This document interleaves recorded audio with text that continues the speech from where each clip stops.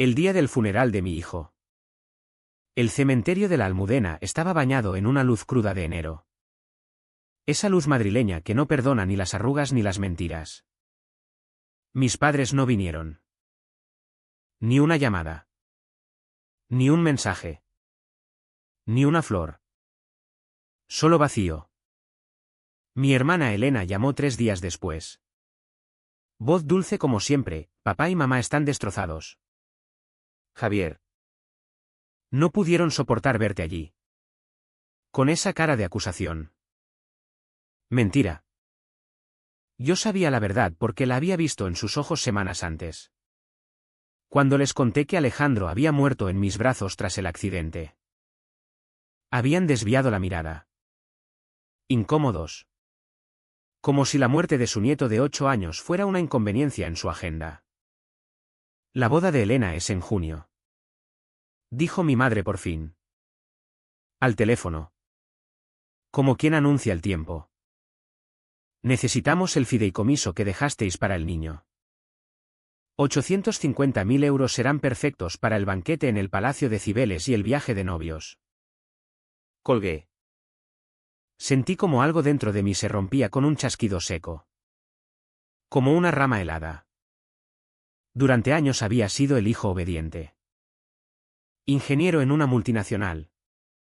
Casado con Laura. Padre de Alejandro. Pagaba sus hipotecas cuando fingían apuros. Organizaba las navidades en mi casa para que no tuvieran que esforzarse.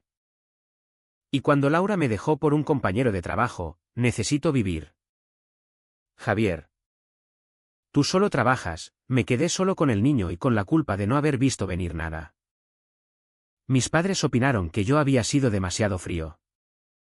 Demasiado ausente. Nunca preguntaron cómo estaba yo. Solo: cuida de tu hermana. ¿Qué es más sensible? Ahora reclamaban el dinero que mis suegros y yo habíamos ahorrado para la universidad de Alejandro. Para su futuro. El dinero que, tras su muerte, seguía allí. Intocable. Como un recordatorio de todo lo que ya no sería. Me senté en el salón vacío de mi piso en Chamberí. Las paredes aún tenían las marcas de las fotos que quité para no volverme loco. Respiré hondo. No grité. No lloré.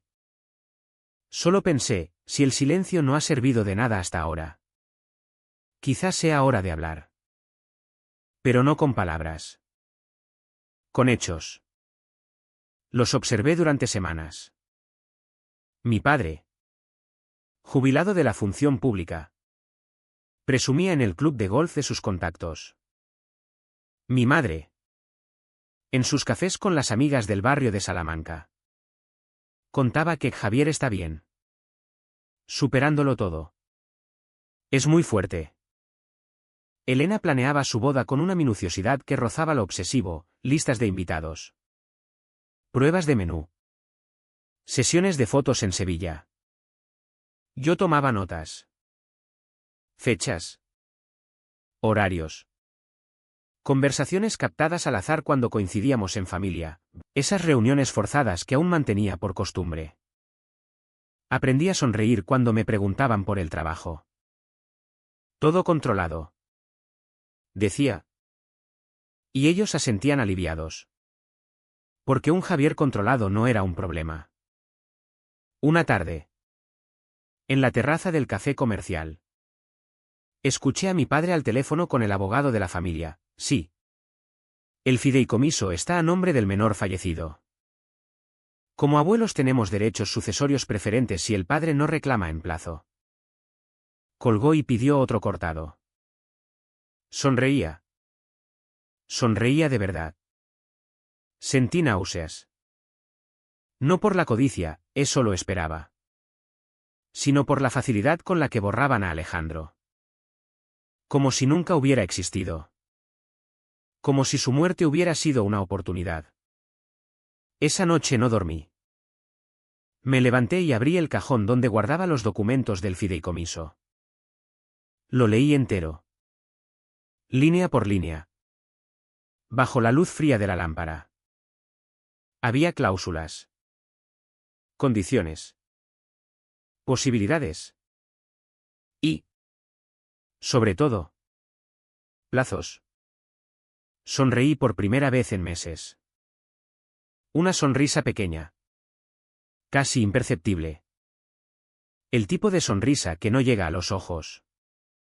Los meses siguientes fueron una lección de paciencia. Aprendí a esperar como quien espera el metro en hora punta, sin impacientarse, sabiendo que llegará. Empecé por lo más simple, información. Contraté a un detective privado recomendado por un compañero de la oficina, un ex policía catalán discreto y caro. No le conté todo. Solo que necesitaba saber si mis padres tenían deudas ocultas o movimientos financieros extraños. Pagué en efectivo. No quería rastros. Los informes llegaron puntuales. Mi padre había pedido varios préstamos personales para mejorar el chalet de La Moraleja. Mi madre había firmado como avalista sin leer la letra pequeña. Elena y su novio. Marcos, un promotor inmobiliario de medio pelo. Habían reservado proveedores de boda por importes que superaban con creces sus ingresos declarados. Todo apuntaba al fideicomiso como salvavidas. Yo. Mientras. Seguía yendo a trabajar. Reuniones. Proyectos. Viajes cortos a Barcelona o Bilbao. Nadie notaba nada. Ni siquiera Laura, que a veces me escribía para preguntar por cómo lo llevaba. Respondía educado. Breve. Guardaba sus mensajes. Una tarde de abril quedamos todos en casa de mis padres para hablar del tema. Elena llegó radiante. Con catálogos de vestidos de novia. Marcos a su lado. Traje ajustado. Sonrisa de comercial. Javier. ¿Cariño? Empezó mi madre. Entenderás que la boda de tu hermana es un evento importante para la familia. El dinero del fideicomiso no le sirve ya a nadie allí donde está el niño. Usó el diminutivo como si Alejandro siguiera teniendo 3 años. Sentí un pinchazo en el estómago. El fideicomiso tiene reglas. Dije con calma. No se puede tocar sin mi firma como tutor y albacea. Mi padre carraspeó. Hay formas. El juez de familia entenderá que es para el bien común. ¿El bien común? Repetí. Interesante concepto. Elena intervino. Ojos húmedos a conveniencia, hermano. No seas egoísta. Alejandro ya no lo necesita. Yo sí. Es mi día. Marcos asintió como un perrito bien entrenado. No discutí. Solo observé cómo se repartían mentalmente el dinero.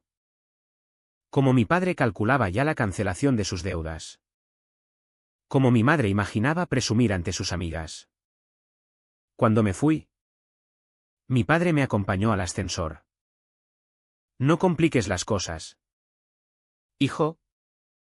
Firma y acabamos todos contentos. Le miré a los ojos. Papá. ¿Tú viniste al tanatorio? Se quedó quieto un segundo. Luego, no era momento para dramatismos. Asentí. Entiendo. ¿En el coche? Llamé al detective. Profundiza en Marcos. Empresas. Socios. Licencias. 2 semanas después tenía el primer hilo. Marcos había falsificado avales en 2 promociones anteriores. Nada grave aún. Pero suficiente para que un inspector de Hacienda curioso levantara la ceja. No hice nada todavía. Solo guardé el informe. Por las noches. Cuando el insomnio me apretaba el pecho. Hablaba solo en voz baja con Alejandro. Le contaba lo que veía. Lo que planeaba. No es por el dinero. Hijo. Es porque no pueden ganar ellos. Y luego me preguntaba si él me reconocería ahora. Si aprobaría lo que estaba convirtiéndome. A veces dudaba. Me levantaba. Abría la nevera. Cerraba. Pensaba en tirar todo a la basura y dejar que se llevaran el dinero. Total. ¿Qué más daba? Pero entonces recordaba la luz del cementerio aquel día vacío. El silencio de sus móviles. Y la duda se iba. Mayo trajo calor temprano a Madrid. Las terrazas se llenaron y yo empecé a mover piezas. Primero, modifiqué discretamente el fideicomiso. Una cláusula adicional. Firmada ante notario. Que destinaba el capital a una fundación para niños con leucemia en caso de litigio prolongado. Era legal. Era irreversible sin mi consentimiento expreso. No se lo conté a nadie. Segundo, contacté con un periodista de El Confidencial que había publicado reportajes sobre estafas inmobiliarias. Le pasé, de forma anónima, datos sobre las promociones dudosas de Marcos. Nada concluyente. Solo preguntas incómodas. El artículo salió una semana antes de la prueba del menú nupcial. Promotor madrileño bajo la lupa por avales presuntamente irregulares.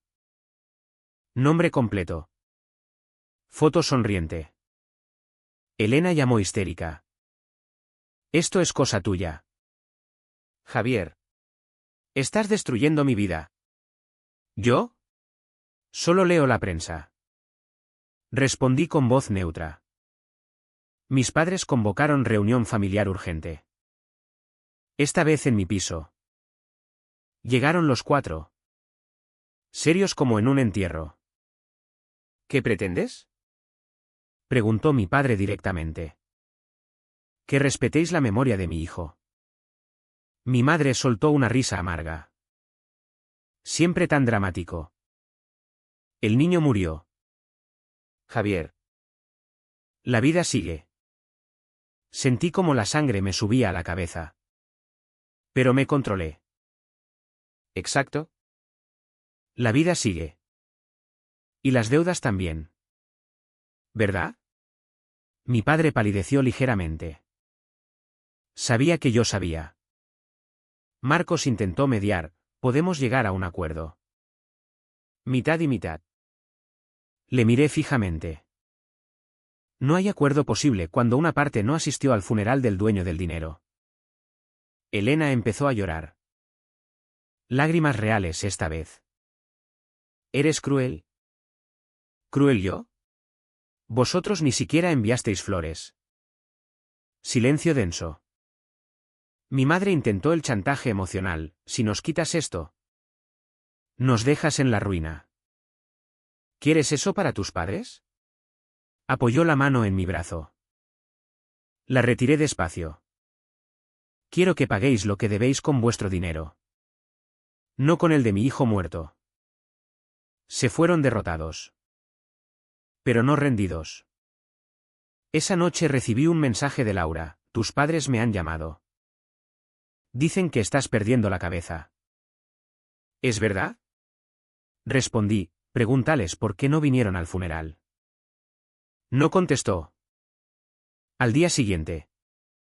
El banco llamó a mi padre para revisar sus préstamos. Casualidad. Claro. Empecé a dormir menos. Las ojeras se hicieron permanentes. En el espejo veía a un hombre que ya no reconocía del todo. Más delgado. Más frío. Me preguntaba cuánto de mí quedaría al final. Pero no paré. Junio. La boda se acercaba y la presión aumentaba. El artículo sobre Marcos había generado una inspección formal de Hacienda. Nada grave aún. Pero suficiente para congelar cuentas y retrasar pagos a proveedores. La boda peligraba. Mis padres vendieron el coche de mi madre para cubrir descubiertos. Elena pospuso la fecha 2 veces. Marcos bebía más. Yo seguía yendo a las reuniones de conciliación que ellos mismos convocaban. Escuchaba sus súplicas. Sus amenazas veladas. Sus promesas. Si firmas ahora. Olvidamos todo. Decía mi padre. Demasiado tarde. Una tarde. Elena vino sola a mi piso. Sin maquillar. Ojeras profundas. Hermano. Por favor. Marcos me va a dejar si no hay boda. No tengo nada sin él. La miré. Recordé cuando éramos niños y ella rompía mis juguetes y yo callaba para no hacerla llorar. Tenías todo cuando Alejandro vivía. No lo valoraste. Era un niño enfermo, todos sabíamos que no duraría. Las palabras salieron de su boca como un escupitajo. Se tapó los labios. Horrorizada de sí misma. Yo solo asentí. Gracias por la sinceridad. Se fue llorando. Esa noche modifiqué mi testamento. Todo, el fideicomiso. El piso. Los ahorros, a la Fundación Oncológica Infantil. Firmado. Sellado. No sentí alivio. Solo vacío. El detective me trajo la última pieza. Mi padre había intentado sobornar al administrador del fideicomiso para falsificar mi firma. Grabación incluida. No denuncié. Aún no. Guardé la prueba. En el trabajo me ascendieron. Más responsabilidad. Más dinero. Acepté. Necesitaba la apariencia de normalidad. Laura me escribió de nuevo, he hablado con tus padres. Me han contado cosas horribles que estás haciendo. Contesté, pregúntales por el soborno grabado. Silencio. La boda se canceló definitivamente en julio. Marcos desapareció con otra mujer más joven y con menos problemas. Elena se mudó de vuelta con mis padres. El chalet se puso en venta. Yo seguía observando. Agosto en Madrid es un horno. La ciudad se vacía y los secretos respiran mejor. Mis padres perdieron el chalet. Se mudaron a un piso pequeño en Carabanchel. Elena trabajaba de dependienta en el Corte Inglés. Yo los visitaba de vez en cuando. Llevaba comida preparada. Pagaba facturas atrasadas. Ellos aceptaban en silencio. ¿Contento ahora? Me preguntó mi padre una tarde. Voz rota. No. Porque no lo estaba. La venganza sabía a ceniza. Una noche. Elena intentó suicidarse con pastillas. La salvamos a tiempo. En el hospital. Me miró con odio puro. Me has destruido la vida. Tú destruisteis la mía mucho antes. Se recuperó. No volvió a hablarme. El expediente de Marcos acabó en juicio. Condena leve. Multa alta. Desapareció del mapa. Mis padres envejecieron 10 años en uno. Yo seguía trabajando. Pagando hipoteca. Yendo al cementerio cada domingo. Hablaba con Alejandro de todo. Le pedía perdón por lo que había hecho en su nombre. A veces soñaba que él me preguntaba si había valido la pena. No sabía responder. En septiembre. El juez falló a mi favor respecto al fideicomiso. Todo pasó a la fundación. Doné anónimamente. Mis padres no me dirigieron la palabra nunca más. Yo tampoco los busqué. Octubre. Las hojas caen en el retiro y Madrid recupera su pulso. Vivo solo. Trabajo. Visito la tumba. A veces recibo cartas anónimas. Insultos. Amenazas. Las guardo sin abrir. Una tarde. En el cementerio. Vi a mi madre desde lejos. Estaba ante la lápida de Alejandro. Lloraba. Me quedé atrás. Entre los cipreses. No me vio. Cuando se fue. Me acerqué. Había dejado unas flores baratas. Me agaché. Las tiré a la papelera. No sentí nada. O quizás sí, una calma helada. ¿Valió la pena? No lo sé. Pero ellos ya no vuelven a sonreír cuando hablan de dinero.